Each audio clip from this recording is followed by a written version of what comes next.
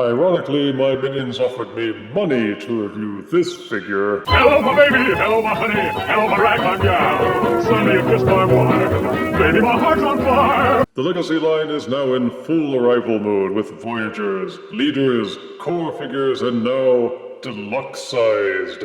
There weren't many that I was able to get on pre-order, but there was one that I had an old Generation 1 attachment to, and that's Kickback. One of the Insecticons who goes back to Generation 1 when the Transformers were still new. Kickback was the one that turned into a mechanical Grasshopper. The Generation 1 figure was primitive, but people still bought them just because the franchise was still in its gotta have 'em all stage. But now he's back as a Legacy Deluxe figure, with the indication that the others will eventually follow. See Kickback with no protective plastic window and character art on the funky new Legacy-style box.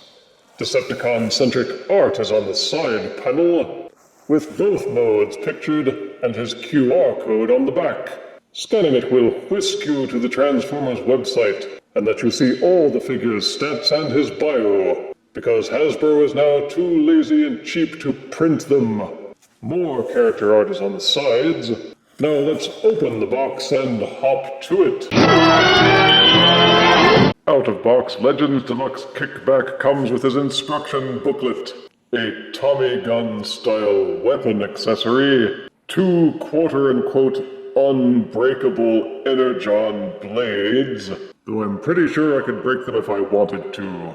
And this is Kickback in his alt mode, and it's not very good. To be fair, it does look like Generation 1 Kickback, but that wasn't very good either. It was essentially the robot mode lying on its back, with the arms split open. And even a quick glance will tell you that's all the Legacy remake seems to be. You can see the robot arms, the robot chest, the robot legs. The only thing they did fix was the insect head. Generation 1 Kickback had the robot head completely exposed, but here they've covered the face with a black plate, so it looks more like the head of a grasshopper. The problem is, proportionally, the head looks a lot smaller than it should. Compared to the thorax and the legs, it comes across as a tiny bump, and it blends in so well with the black body that it's even more difficult to see. Only the yellow antenna gives it any real contrast. Besides that, the forelegs look a little too short and stubby, while at the same time appearing to be too widely spaced apart, and the hind legs look too thick and long for the first joint, but too short and thin at the end. There's no one big problem with the Grasshopper mode, it's just got a lot of little problems that wind up being a big distraction. Beyond that, it is an accurate Generation 1 tribute, with the colors being black and purple, some silver highlights, the yellow antenna, and a little red on the legs. The wings are clear plastic, but they don't have the cybernetic robotic etching of Generation 1, instead going with a veined and mottled organic look. There's a translucent yellowish plate on the insect back, with some mechanized sculpting underneath. The Generation 1 figure had a similar feature, though it was an opening hatch for storage, whereas the Legacy figure, it does not open at all. There's a 5mm port on each shoulder, one on each foreleg, and one underneath each foreleg. There is one open port on the underbelly, one on the side of each hind leg, and one on the back of each hind leg. Any one of these can be used to plug in Kickback's weapon accessories or any other compatible accessory from across the Transformers lines. There is also one port underneath the pelvis sticking down. If that seems awkwardly placed, you're right. It's made for only one specific accessory set, namely the Energon blades. With the pointy ends both pointed backwards, fit the 2 blades together and peg them, then insert the furthest extended peg into the port at the back.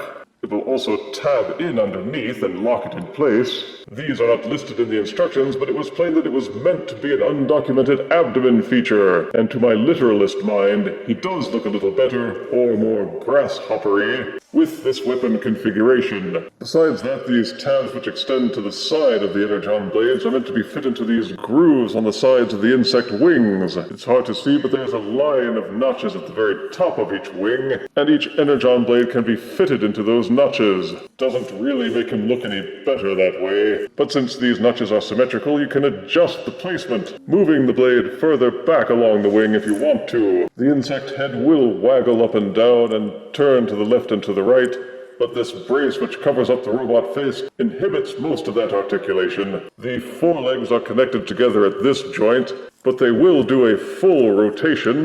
They will also rotate to the left and to the right.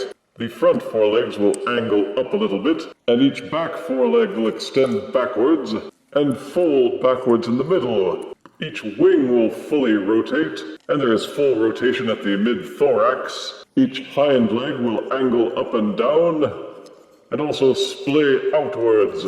They will also rotate at the upper thigh. There is also a joint in the middle which will allow it to fold up and down. The hind legs won't extend outwards, but they will fold backwards, and each hind foot is ball-socketed, so it will rotate freely and also angle backwards. The antennae are made of soft rubber, but they don't seem to rotate, and I'm too timid to force them for fear of breaking them.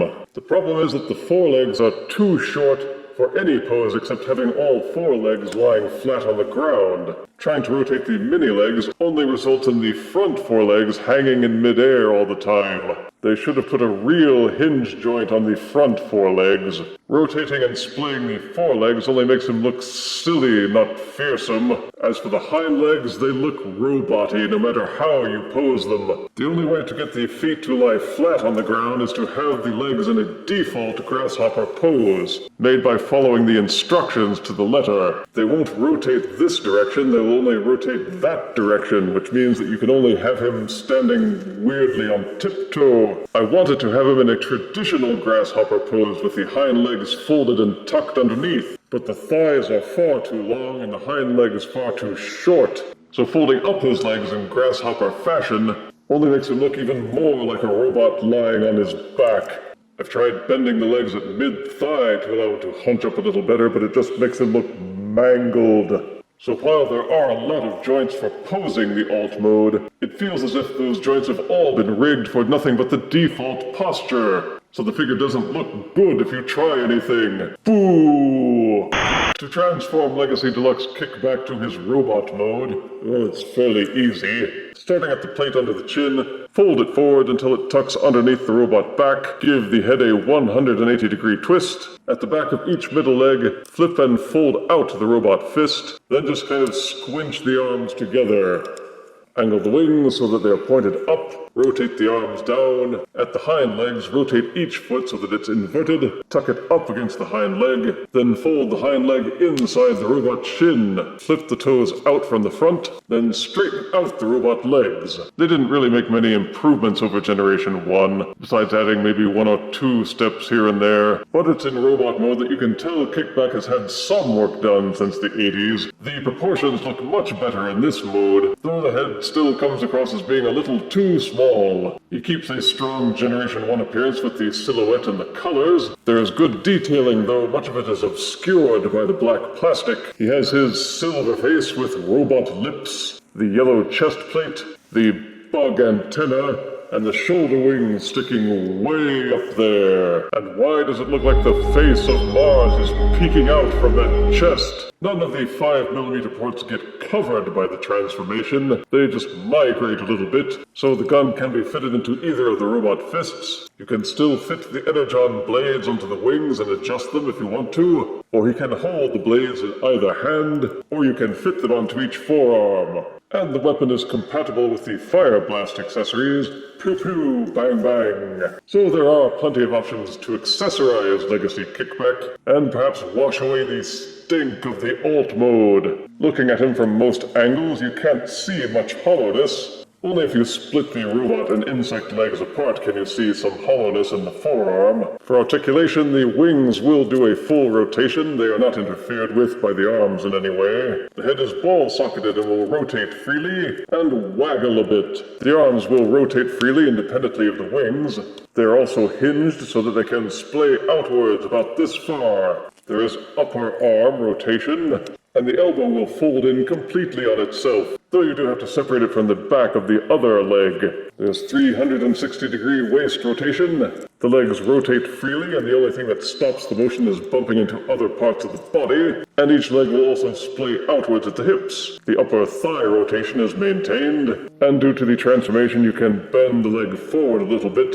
It will also bend backwards until the hind leg spikes bump into the thigh. The toes will tilt backwards because of the transformation joint, and you wouldn't tell by looking, but he does have the ankle pivot. The leg articulation is good, the toes have some flex for better standing, but the bug arms hanging off the back of the real arms just feel sloppy. But he does look more natural posing as a robot than he does as a grasshopper. For size comparison, here is Legends Deluxe Kickback next to Power of the Prime's Legends Kickback. Here is Legends Deluxe Kickback next to Transformers Animated Waspinator. And here is Legends Deluxe Kickback next to Kingdom Deluxe Scorponok.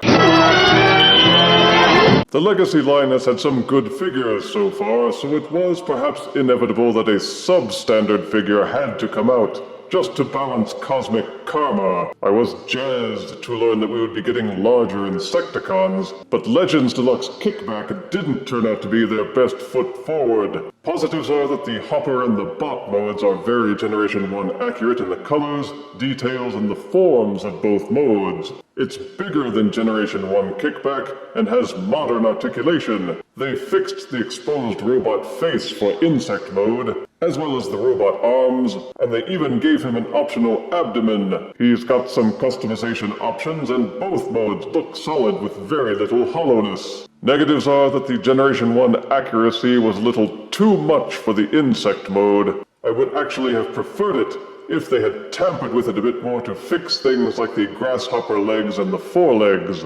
The grasshopper really does just look like the robot mode lying on its back. The bug head is too small, the proportions just don't work very well, and you can't put the insect mode into any poses that look good. While there are several weapon storage options, you may not wind up using any of them because they look too weird. It seems as if Kickback was meant to have been a triple changer, but they only gave him 2 modes and kept one of the crappy ones. Kickback has been harder to find in stores, and once you have him in hand, you may wonder why. Despite a good robot mode, Legends Deluxe Kickback is dragged down by a lousy insect mode and gets only 6 out of 10 deaths. Even Peter Graves wouldn't like this grasshopper. If you refuse me, honey, you lose me. Then you'll be left alone, oh baby. Tell them all and tell me I'm your own.